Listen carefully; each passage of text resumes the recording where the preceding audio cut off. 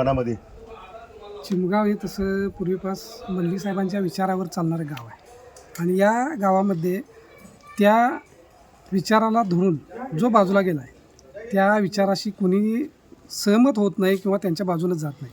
आणि तरुणांच्या बाबतीत जर बोलायला गेलं तर इथं असणारी लोक ही किंवा तरुण लोक हे ज्या कामाच्या संदर्भात दादांना भेटतात किंवा इथली जी कामं होतात त्या संदर्भातच ती त्यांच्याकडेच आकर्षित होतात आणि ती तरुणाई सर्व ह्या भोसले आणि शिवानंद माळीसाहेब, शिवसेना, धनुष्यबाण आणि मल्लिक साहेबांच्या विचारावरच ती कार्यरत राहतील.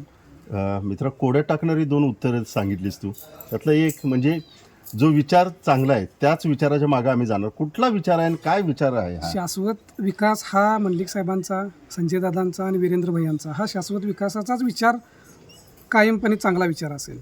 आणि एका रात्रीत एकत्र येऊन टोळी केल्यासारखी टोळी करणं हा विचार काय लोकांना पटलेला नाही. आणि ह्या जिल्हा परिषदेमध्ये 2009 साली जसे मल्लिक साहेबांनी परिवर्तन घडवलं तसंच परिवर्तन ह्या वेळेला नक्की घडेल. तुम्ही म्हणताय त्या पद्धतीने की हे तिघंजण एकत्रित आलेत आणि हा काही विचार पटलेला नाही, परंतु कागल नगर परिषदेचा जर निकाल बघितला तर ह्या तिघांच्या बाजूनच निकाल लागला असं चित्र दिसते ना.